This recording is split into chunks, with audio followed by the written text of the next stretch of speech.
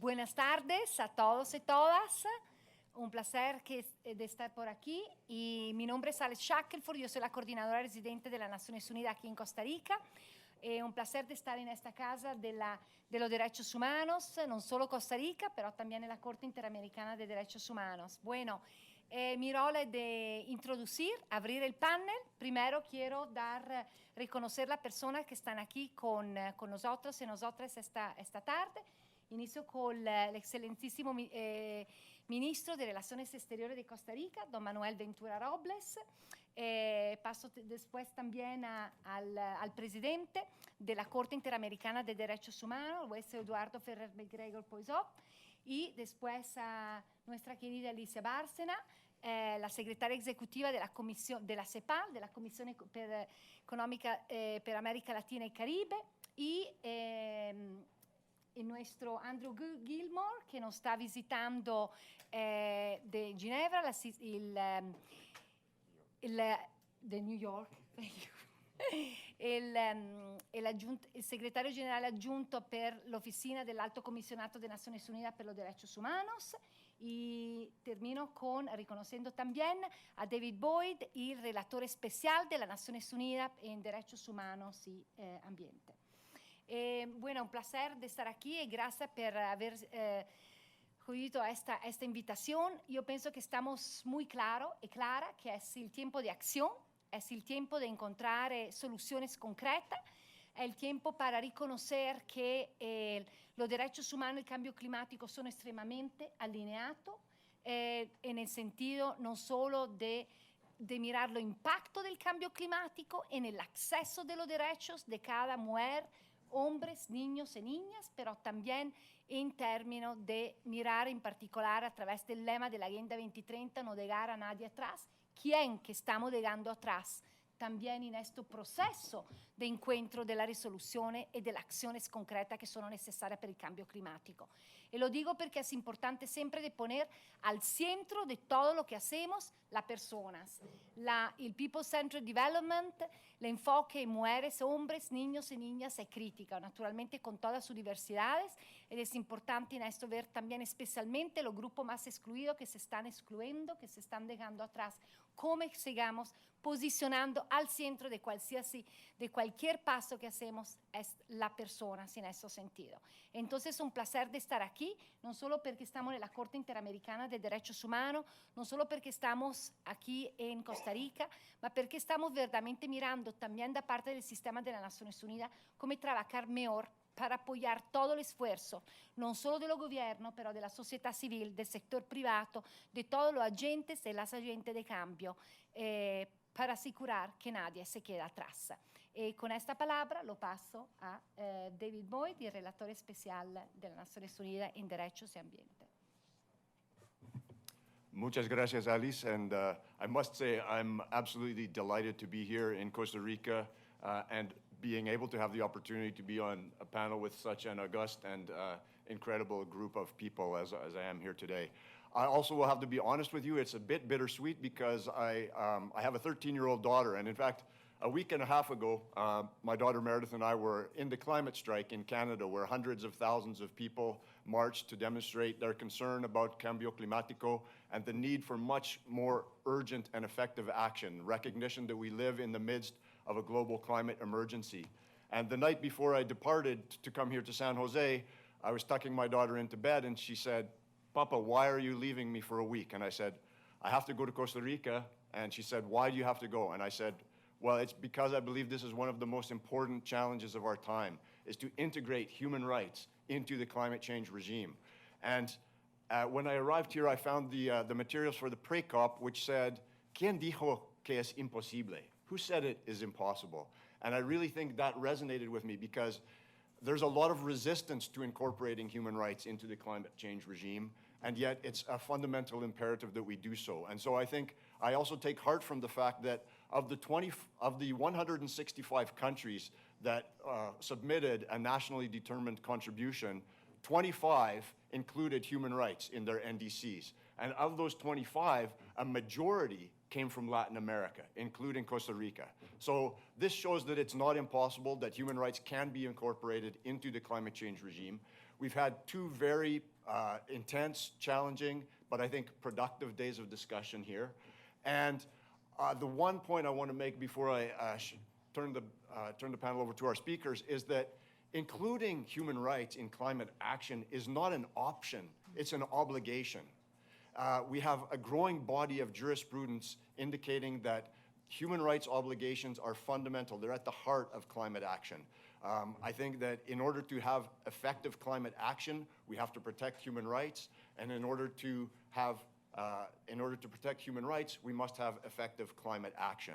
And so we have, for example, we have a general comment from the Committee on the Elimination of All Forms of Discrimination Against Women that's very powerful in setting forth states' obligations to address climate change and to limit the impacts on women. We have a recent statement from 5 of the UN treaty bodies talking about states' human rights obligations. We have the advisory opinion of the Corte Interamericana de Derechos Humanos, which is very powerful about the right to a healthy environment, including climate obligations. And we have a new report which will be presented to the United Nations in 2 weeks by someone called the Special Rapporteur on Human Rights and the Environment, which includes very clear, specific, and I would say bold statements about the obligations of states. And that report is accompanied by an annex of good practices culled from over 60 different states, including Costa Rica, Colombia, Bolivia, Ecuador, many Latin American countries. And so I think we do have the solutions at hand. We do know the steps that need to be taken to take a rights-based approach to climate change. And so I won't say any more about that, but I'm sure that our panelists will have insights and wisdom to share regarding this matter. So I won't spend any more of your precious time listening to me. I'll turn the microphone over to Alicia Barcena, who is or are we going in? Me? Would you prefer to? Okay, my mistake. I'm famous for making diplomatic faux pas. Not at all. I'm ready to speak. Oh, we have. But we have a moderator. Are you the moderator? No, I'm apparently moderating. You're so- the moderator. Yes, Oh, I'm I'm now sorry. moderating. So. Entonces me va a mí, definitivamente. Thank you. Discúlpame, No, por discúlpame. por favor. Thank you so much. Muy buenas tardes. Yo voy a hablar en castellano. Y voy a saludar en primer lugar a Manuel Ventura Robles, nuestro querido ministro de Relaciones Exteriores de Costa Rica, a nuestro anfitrión, el juez Eduardo Ferrer MacGregor, que además es mi compatriota mexicano, a todos los jueces de la Corte Interamericana que nos acompañan aquí. Realmente un honor estar en este recinto de justicia, en este recinto donde me conversaba el juez Eduardo Ferrer, que aquí vienen a hablar las víctimas cuando tienen un problema, y las víctimas son, ¿cómo era? De este lado, el Estado de este lado y la Corte de este lado. Así es de que hoy estamos aquí para hablar un poco de eso, y me alegro mucho que David Boyd, relator especial de las Naciones Unidas para Derechos Humanos y Medio Ambiente, sea nuestro moderador. Él nos ha ayudado muchísimo a la CEPAL, a la Comisión Económica para América Latina y el Caribe, a quien yo represento el día de hoy, en un acuerdo muy especial que voy a contarles en unos momentitos, que es el acuerdo de Escazú, que fue firmado justamente aquí, en Costa Rica, en el barrio de Escazú, en marzo del 2018. El 4 de marzo del 2018, el día que, un año después de la muerte de Berta Cáceres, una de las activistas ambientales más importantes de Centroamérica, que fue justamente asesinada por luchar por los recursos naturales, por la protección de los recursos naturales. Y qué más que estar junto a Andrew Gilmore, un colega con el que llevamos muchos años de trabajar juntos. Él es el secretario adjunto de las Naciones Unidas para Derechos Humanos y jefe del Alto Comisionado de las Naciones Unidas.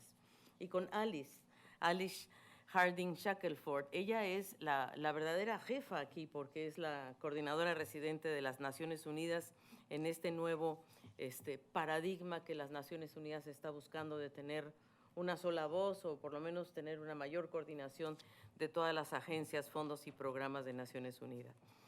Yo quiero decir que hoy nos convoca una ocasión muy especial, que es la celebración de la PRECOP de cambio climático, y sobre todo esta jornada que quiere y cuyo objetivo es relevar justamente el enfoque de derechos humanos y cómo hacerlo de una manera más eficaz, no solamente en las negociaciones internacionales climáticas, sino también en los compromisos nacionales. Todos los países de nuestra región están haciendo lo que ellos llaman los NDCs, que son los compromisos nacionalmente determinados y que no son lo suficientemente ambiciosos, porque si nos vamos con este nivel de compromiso, no vamos a llegar a la meta de el 1.5 grados centígrados, que efectivamente ya en Katowice e incluso, bueno, claro, el Acuerdo de París llegó a 2 grados centígrados, pero la ambición a nivel internacional ha ido más allá al 1,5 grados centígrados.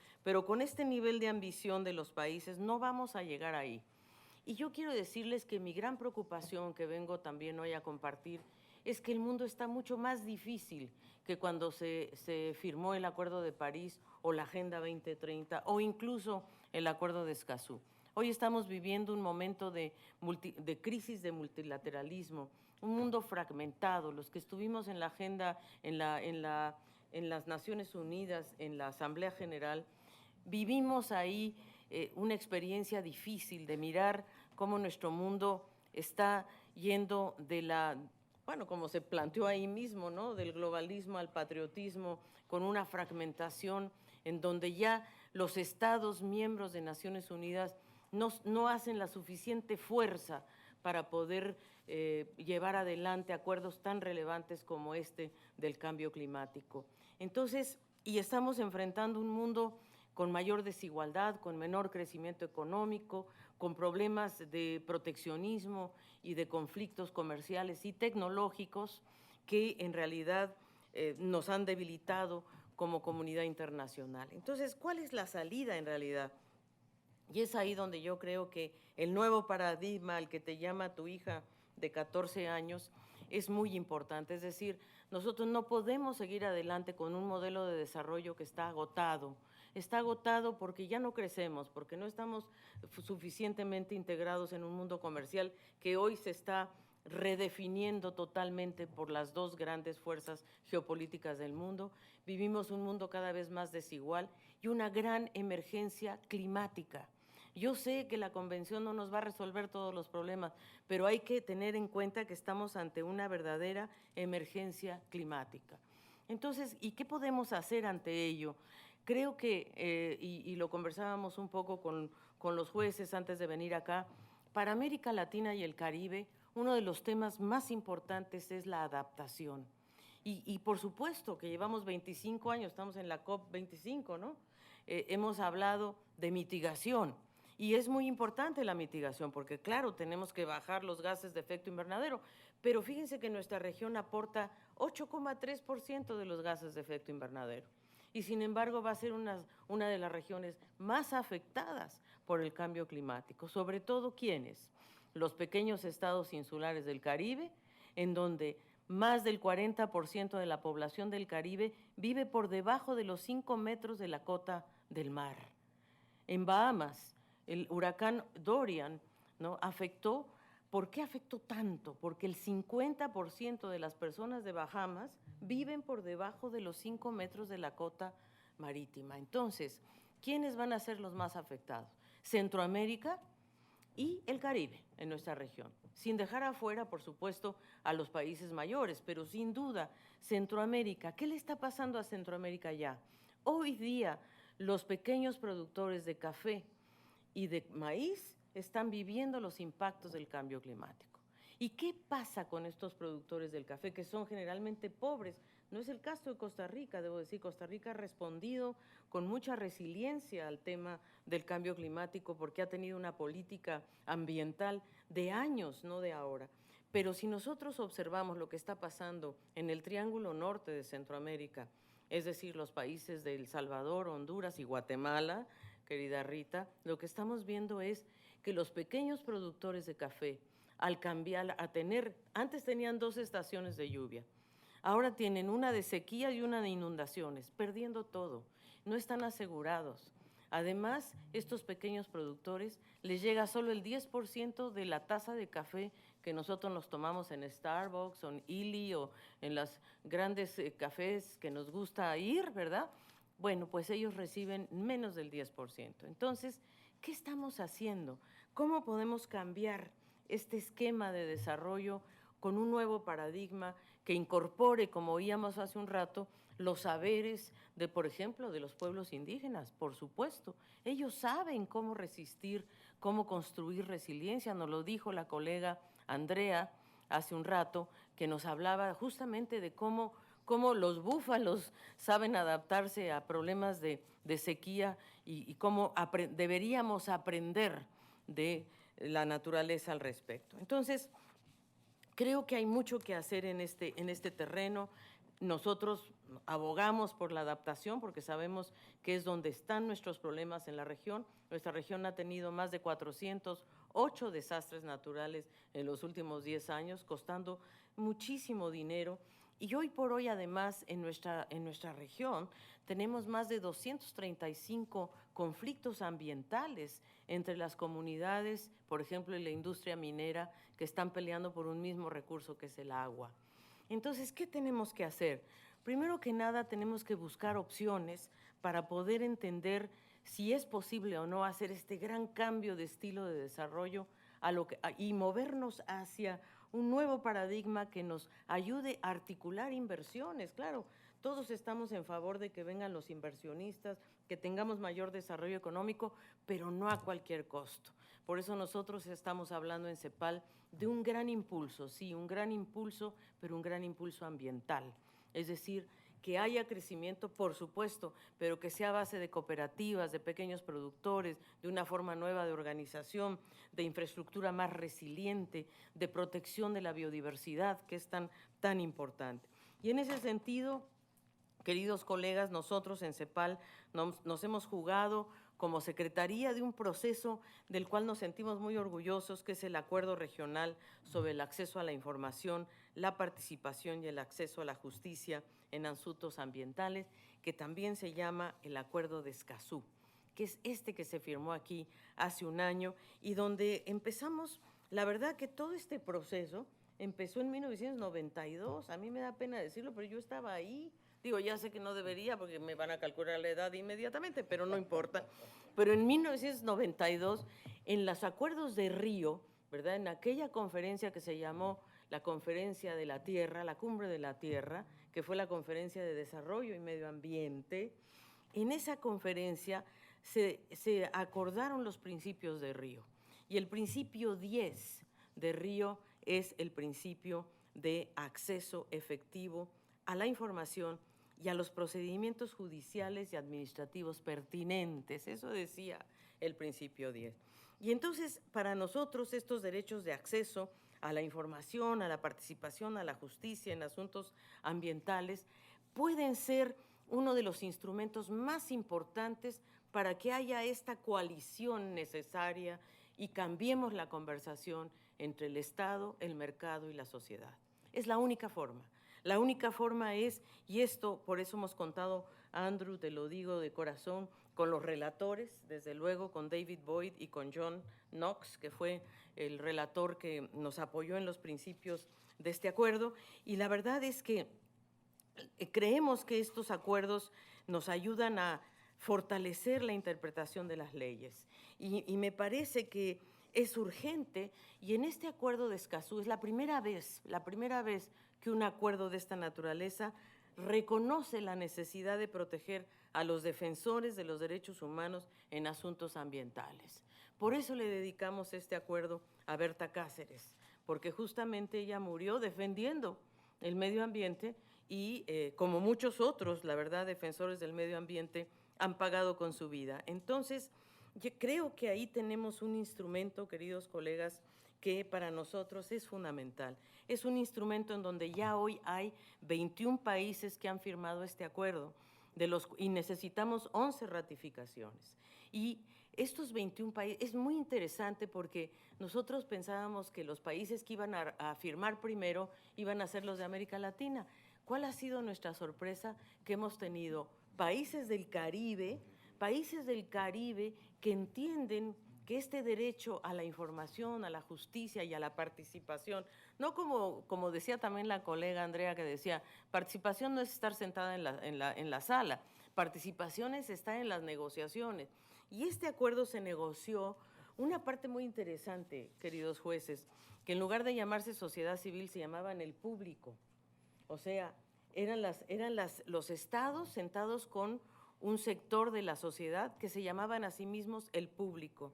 Entonces, este acuerdo tiene, y además a las negociaciones no eran dos monólogos, porque a veces, ¿qué sucede en las negociaciones internacionales? Perdón que sea tan franca. Están los gobiernos negociando y la sociedad civil en otro lado, y luego la sociedad civil hace una carta y dice, estos son mis deseos, viene y se los lee al otro lado. Entonces, a veces seguimos hablando en monólogos. En este caso no fue un monólogo, fue muy difícil, sí se los reconozco, porque en la delegación estaba el público y los estados negociando al tiempo y bueno, y la verdad que el logro de esto ha sido realmente muy importante. Aprendimos de la experiencia de la Convención de Aarhus, que es una convención que adoptó Europa. Hace 20 años Europa adoptó esta Convención de Aarhus, que es una convención muy importante que se negoció, se llama Aarhus, se negoció en Dinamarca, y donde todos tienen que rendir cuentas, incluyendo las empresas, y yo creo que eso es lo que necesitamos. Nosotros lo que necesitamos es que la sociedad tenga instrumentos para acceder a la información, y una de las informaciones a donde tiene que acceder la sociedad que está vinculada al cambio climático es a los NDCs. Y la sociedad tiene que informar, participar e incrementar la ambición de los países para que estos NDCs sean y nos lleven realmente a donde tenemos que llevar. Y creo que la convención está lista, este acuerdo de Escazú está listo para abrir estos espacios a los jóvenes, ¿verdad? A estos jóvenes que están enojados, porque Greta nos vino a decir que cómo nos atrevíamos. How dare you, dijo Greta en las Naciones Unidas. ¿Cómo se atreven, nos dijo ella, a tenerme aquí cuando yo debería estar en la escuela y en cambio estoy aquí realmente porque estoy desesperada, estoy muy preocupada? Y yo creo que esas voces tenemos que escucharlas y darles voz y darles espacio para decidir, lo mismo que a los pueblos originarios. Así es de que, desde nuestro punto de vista, el Acuerdo de Escazú es un habilitador, es un instrumento que le acabo de entregar a los jueces de la Corte con mucho cariño y con mucho honor, porque creo que es uno de los habilitadores para llegar a una transición climática justa, para cumplir con los estándares de derechos humanos y de protección al medio ambiente. Así es de que, tal como lo plantea Escazú, la protección de quienes defienden el medio ambiente son muchas veces valientes mujeres que han sacrificado su vida, porque son las mujeres las que a veces sienten el impacto más fuerte de la acción climática. Y por eso yo quiero alentar a todos los estados, a la Corte y a todos los actores a que se sumen al Acuerdo de Escazú y que juntos podamos avanzar a sociedades más justas y más inclusivas. Muchas gracias. Thank you. Bueno, muchísimas gracias, Alicia, por estas palabras de inspiración. Y ahora now we'll turn to Andrew Gilmore, the United Nations Assistant Secretary General for Human Rights. Thank you very much indeed. Really grateful to be on this panel and with my colleagues here and for the co-facilitators. There is a reason why I was so keen to come to New York for this meeting and for tomorrow's pre-COP. It is, like David, I'm absolutely convinced of the need to integrate human rights into climate change. But my agenda is a little bit broader than that. It is also the other way around. I am very, very keen to integrate climate change into human rights. Because, you see, historically, there has been a huge division between the environmentalist and the human rights movement. And this dates way back to the sort of second half of the 19th century when the beginnings of the environmentalist movement, conservation movement, the creations of the great national parks of the United States, Yosemite and Yellowstone, marvelous acts, but they were done by expelling the entire indigenous population of those parks. And throughout the history of the conservation movement and environmentalist there is been this sort of ambiguity at best towards human rights. And it means that, therefore, although that it should be so obvious to all of us here that you cannot have human rights and you cannot have a proper fight against global warming unless you combine the two, there is still far too much division. And that is what I really hope all of us, in our different ways, might be able to find methods of breaking down these barriers. And we can see how these barriers are. For example, right now, for the last 2 months, there have been pretty violent demonstrations in Paris, and France is not the only place, where you get people who are actually on the left, people who are extremely poor, protesting violently against what in some cases is caused by higher fuel taxes, which is being done as a way to reduce carbon emissions. Moreover, and somehow it is presented, the debate there is that somehow environmentalism is for the elite, whereas the people are more interested in other topics, but it's only the elite who are interested in environmentalism. Similarly, I've heard many stories about how in many countries of Latin America, but also elsewhere as well, Africa and Asia, you find indigenous peoples protesting and strongly and really sometimes violently renewable energy projects. All of this should be counterintuitive, but it means that there's a lot of work to be done. Now, human rights are profoundly, and that is actually an understatement, threatened by climate change. Indeed, my boss, Michelle Bachelet, just last month opened the Human Rights Council in Geneva with a strong statement about climate change and what a threat. She described it as the biggest threat of all time to human rights. Now, and I would go further than that, because what most people focus on are the fairly obvious threats, of course, to the rights to water, to food, to health, to livelihoods, to housing. All of these things are clearly under threat. They're the economic and social rights. But it goes beyond that. Climate change also, indirectly, has a huge threat to civil and political rights. And that is because the threat isn't just climate change.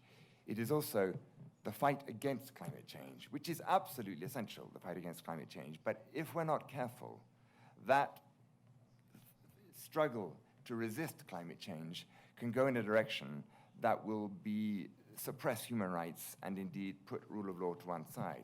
We know, I read an article recently by a great Nobel Prize winner, Stiglitz, saying we need to fight climate change as we fought World War II, which I think many of us would agree with, except when you bear in mind that the way people fought World War II was in a way that had no respect whatsoever for human rights or for rule of law.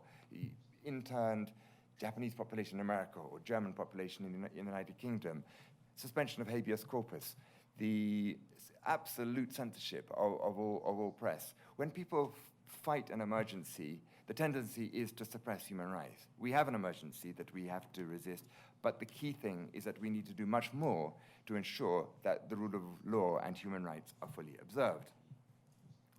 Now, both movements need to do more, both the environmentalists and the human rights, to align themselves better with one another.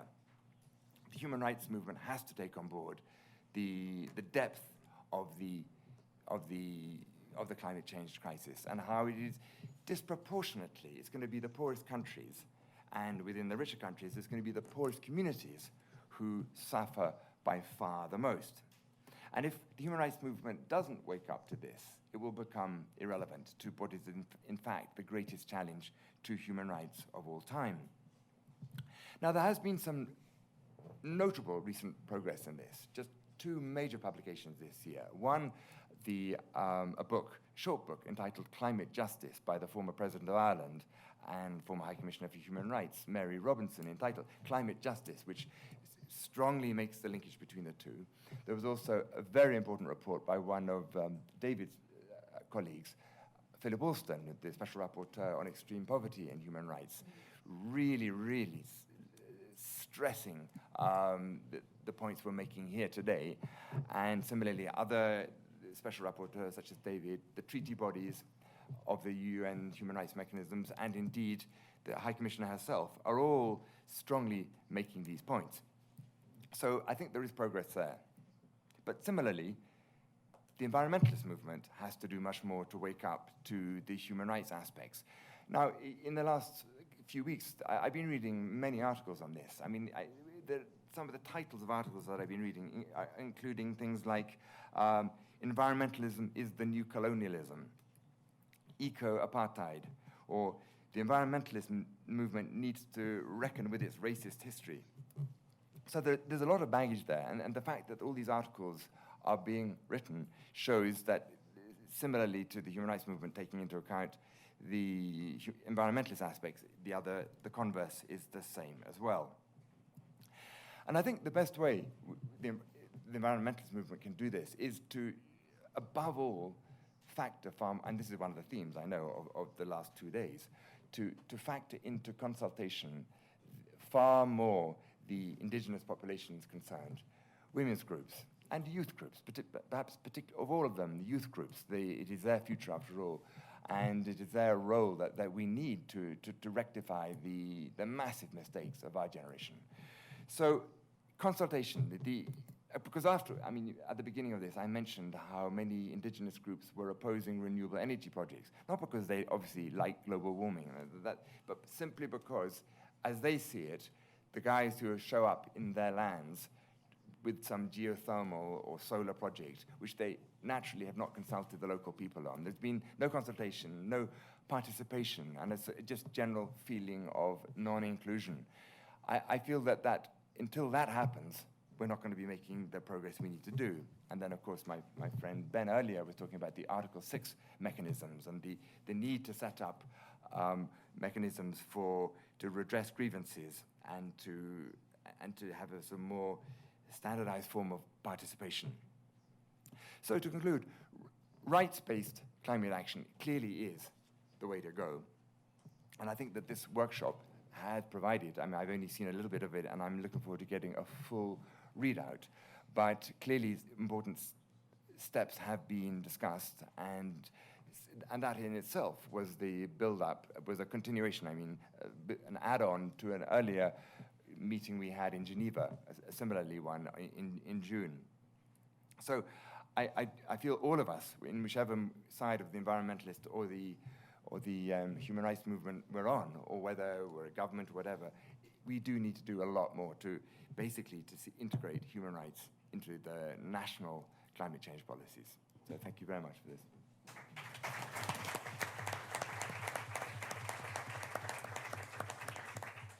Thank you very much for those provocative words, Andrew. And now we'll turn the floor over to the Honorable Eduardo Ferrer, el presidente del Corte Interamericana de Derechos Humanos. Señor Ministro de Relaciones Exteriores y Culto, señora Secretaria Ejecutiva de la Comisión Económica para América Latina y el Caribe, señor Secretario Adjunto de las Naciones Unidas para los Derechos Humanos, señor Relator sobre los Derechos Humanos y el Medio Ambiente de Naciones Unidas, señora Representante de Naciones Unidas en Costa Rica, colegas, vicepresidente, jueza y jueces de la Corte Interamericana, miembros del cuerpo diplomático, autoridades de 9 diferentes países que hoy nos visitan, funcionarias y funcionarios de las diversas organizaciones y público en general. Muy buenas tardes a todas y todos. Debo comenzar estas palabras agradeciendo a Naciones Unidas, particularmente a la Oficina del Alto Comisionado para los Derechos Humanos, a la Comisión Económica para América Latina y el Caribe, al Relator de Derechos Humanos y Medio Ambiente y a la Cancillería de Costa Rica por organizar este importante taller en nuestra sede. Es sumamente significativo que este diálogo en torno a cómo integrar a los derechos humanos en las obligaciones medioambientales tenga lugar en la Corte Interamericana de Derechos Humanos. Es por ello que me gustaría referirme a qué puede hacer un tribunal internacional para contribuir a uno de los retos más grandes de la humanidad, como es el cambio climático. ¿Cómo puede la Corte Interamericana apoyar a hacer efectivos la Agenda 2030, sus objetivos de desarrollo sostenible y los acuerdos de París y de Escazú, por ejemplo? Latinoamérica ha construido un sólido régimen internacional de protección de los derechos humanos, el sistema interamericano. Son los estados de nuestra región los que hace 40 años reafirmaron su compromiso con la persona humana, creando una Corte Internacional que ha hecho frente a los retos de nuestras sociedades. La Corte Interamericana es sin duda el termómetro de los conflictos sociales de nuestra región. Si bien el surgimiento de nuestro tribunal hace ya 44 décadas tiene lugar en el marco de los autoritarismos que azotaron nuestra región en la segunda mitad del siglo pasado, su amplia jurisprudencia, además de tratar líneas jurisprudenciales tradicionales, tales como las graves violaciones a los derechos humanos, tortura, desapariciones forzadas, ejecuciones extrajudiciales, entre otras, ha desarrollado una gran repercusión en materias que también tocan el Estado de Derecho y afianzan la democracia. Tal como señaló el secretario general Antonio Guterres durante su visita el año pasado en el marco de la celebración de los 40 años de la Corte Interamericana aquí en este recinto, este tribunal, cito, ha contribuido de forma considerable a la oleada de democratización del continente. Sin embargo, América Latina y el Caribe tienen 186 millones de personas, es decir, 30% de la población que aún se encuentra en una situación de pobreza, según datos de la CEPAL.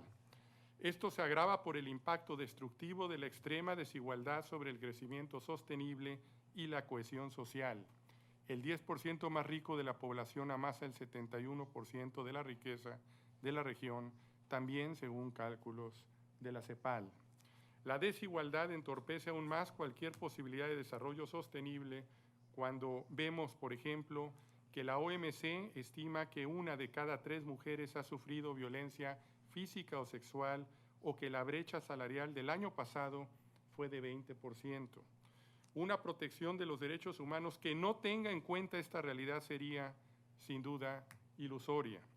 Es por ello que nuestro tribunal ha ampliado las bases de protección de los grupos en situación de vulnerabilidad de manera paradigmática.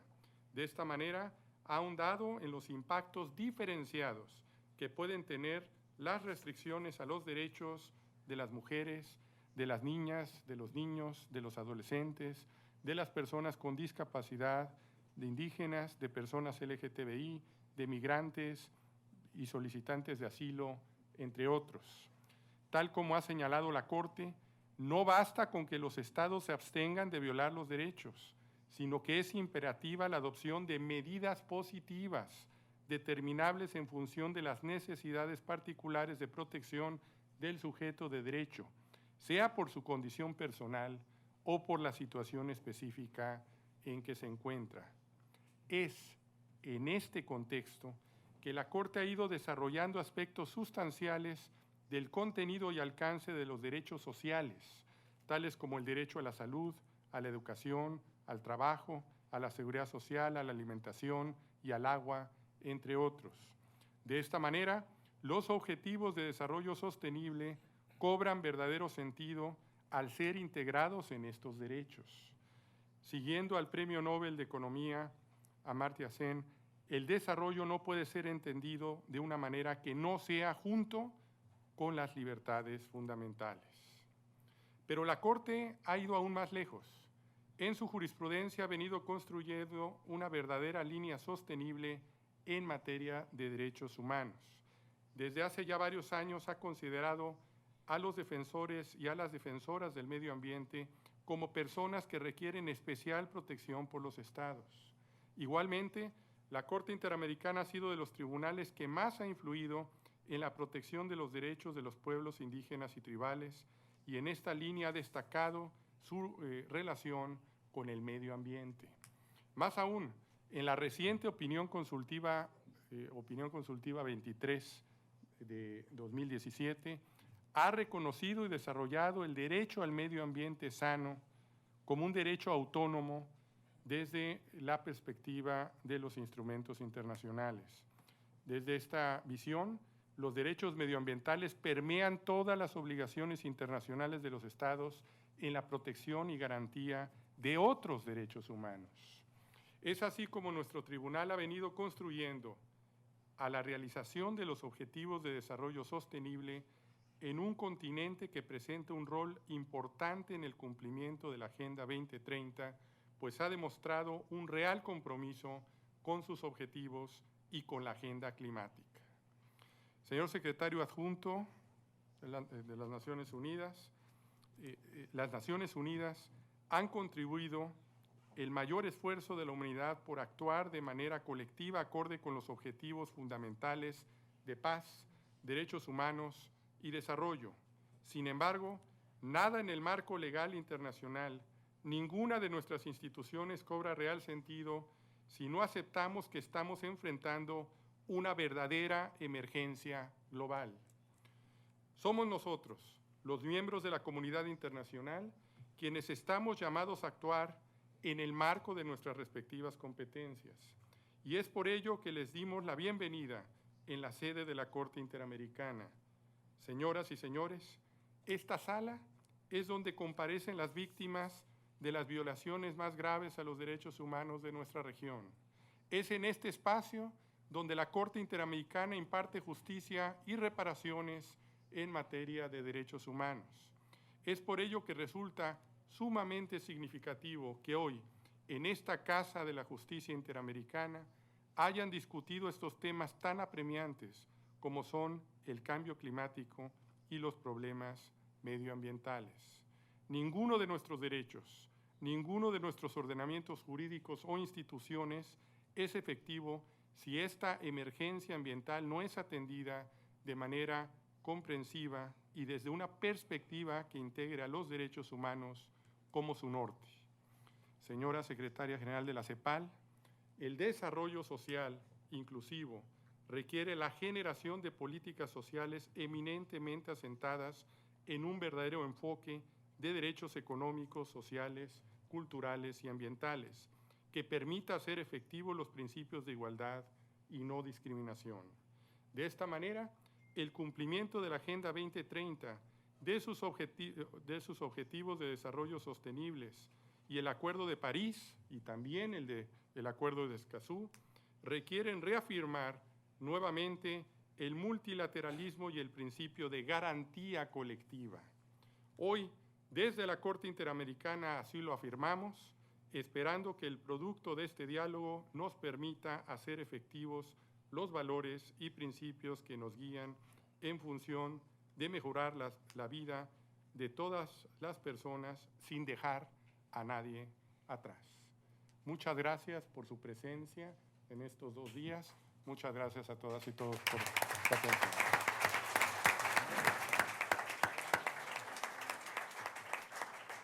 Bueno, muchísimas gracias, señor presidente. Y ahora, our ultimate speaker is Costa Rica's Foreign Minister, His Excellency Manuel Ventura Robles. And I should also add, not only the Foreign Minister, but also a former judge of the Inter-American Court of Human Rights. So.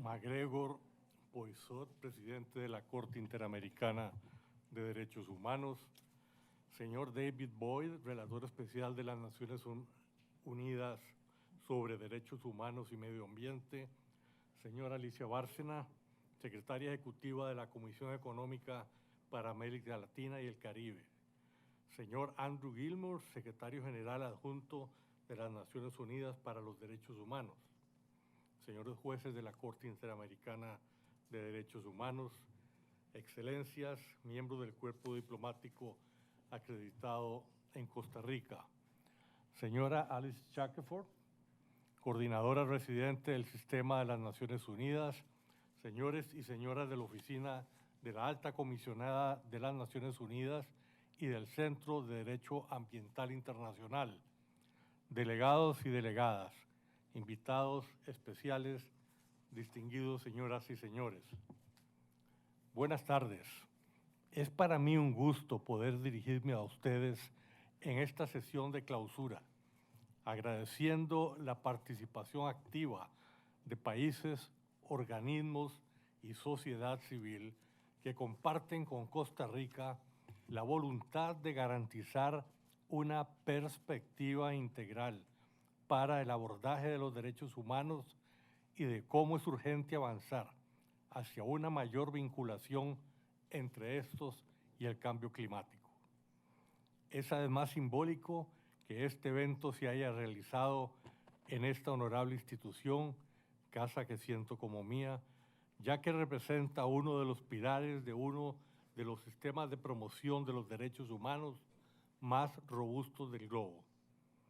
Atesta del compromiso que Costa Rica y las Naciones Unidas le otorgan a la necesidad de integrar los derechos humanos en las acciones vinculadas con las políticas públicas y las acciones desde el sector privado para atender efectivamente las transformaciones requeridas para atender los desafíos que supone el cambio climático.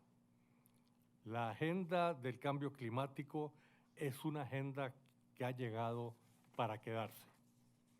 Nos llama a tomar acciones urgentes y mejorar la ambición en los abordajes para poder asegurar no solo el desarrollo sostenible al cual aspiramos, sino a garantizar una vida digna para todos los habitantes del planeta. La incorporación de la perspectiva de derechos humanos en la acción climática es crítica. Debemos actuar con determinación, establecer objetivos de largo plazo y generar condiciones para que se respeten los derechos humanos mediante acciones y políticas que no dejen a nadie atrás, para asegurar mayor justicia y una estructura de gobernanza inclusiva, diversa y multiactor. Es necesario que aceleremos el alcance de logros concretos para cumplir con los objetivos de desarrollo sostenible. Nuestro compromiso es reforzar nuestras estrategias y medios para el cumplimiento de sus metas y la Agenda 2030 desde una perspectiva multidimensional e integral concebida para Costa Rica como una agenda de derechos humanos. Trabajamos en el objetivo de generar una economía nacional y regional en crecimiento, inclusiva y en armonía con el ambiente, generando trabajo, reduciendo la pobreza y las desigualdades. Las respuestas al cambio climático deben ser conjuntas e innovadoras, incluyendo la participación de la sociedad civil en los procesos de decisión, la transversalización de las acciones para garantizar los derechos de las mujeres en las acciones y garantía del respeto de los derechos de los grupos indígenas. Rescato de este taller un elemento fundamental, el diálogo para lograr impulso a la agenda de derechos humanos en los espacios de negociación climática. Destaco quizá 3 elementos que me resultan valiosos. Primero, que las políticas públicas se deben construir a partir de un abordaje integral y con mayor coordinación institucional.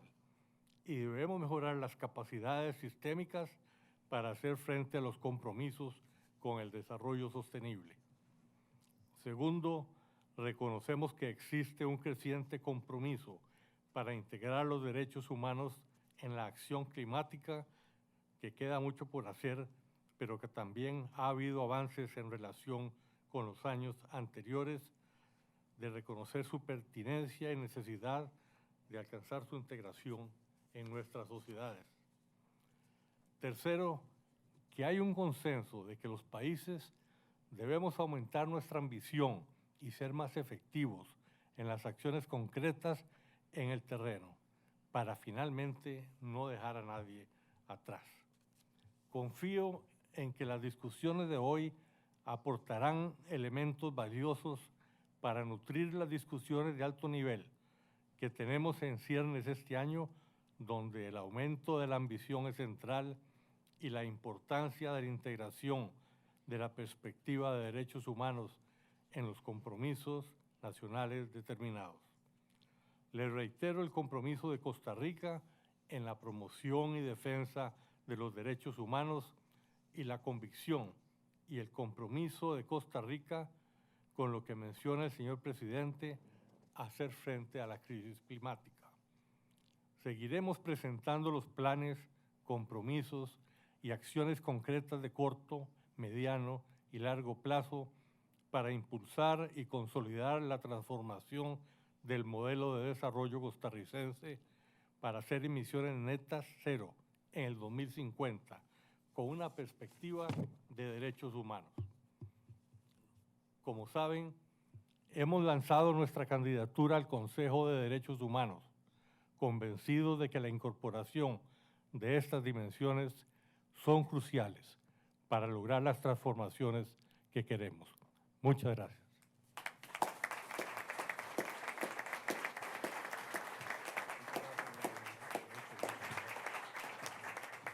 Muchas gracias, Ministro. And with that, we have concluded our session this evening, but I think that I would like to say that I have listened to these words of wisdom from my distinguished colleagues here, and I feel inspired by the wisdom and the passion. And I think that I hope that everyone here feels an equal degree of inspiration, because what we've heard today is, and what we've heard over the last 2 days in our workshop, is that we're living in an extraordinary moment. We have recognition of the global environmental emergency, and we have, I believe, a growing consensus of the importance of taking a human rights-based approach to tackling this global crisis. So we heard from Alicia Barcena about the Acuerdo de Escazú, which is a brilliant document, really, that fuses together human rights and the environment in a way that makes it crystal clear that that these are related issues. And the Acuerdo de Escazú is also critical because it guarantees the right of everyone to live in a safe, clean, healthy, and sustainable environment. And we've talked a lot about other rights during our workshop. We've talked about the right to life, the right to health, the right to food, indigenous people's rights, women's rights. But I think it's fundamentally important, that which is contained in the Acuerdo de Escazú, that everyone, everywhere, has the right to live in a healthy environment. And that also was echoed by the words of Señor Presidente del Corte Interamericano de Derechos Humanos in one of the most powerful judgments that has been issued by courts in the world, the advisory opinion number 23, which clarified the justiciability and the importance of the right to a healthy environment, which is found in the additional protocol to the American Convention on Human Rights, the San Salvador Protocol. And we heard from the United Nations Assistant Secretary General Andrew Gilmore on human rights that the United Nations recognizes that climate change and the global environmental crisis is really a human rights crisis. In fact, one of the most important human rights crises that we've ever faced. And so, and then we concluded this panel with the words of the Minister for Foreign Affairs of Costa Rica. Costa Rica, which has taken to heart this integration of human rights and the environment. Costa Rica, where Article 50 of the Constitution very clearly specifies that everyone does have the right to live in a healthy environment. And the Constitutional Court of Costa Rica has issued literally dozens of powerful decisions implementing this right. And so what we have here is really champions of human rights and the environment, the integration, and that is a very powerful group of leaders pushing us forward into the pre-COP, where we'll be discussing these issues, the importance of integrating human rights into Article 6 of the Paris Agreement, the importance of integrating human rights into the next round of nationally determined contributions, the importance of integrating human rights into the concept of loss and damage, so the damages that are being inflicted upon the least developed countries, the small island states, which we can't adapt, which people cannot adapt to, and which we cannot mitigate. So I really hope that you all take away from this workshop and this panel inspiration to continue doing the terrific work that all of you are doing to move forward on integrating human rights into climate action. Thank you very much.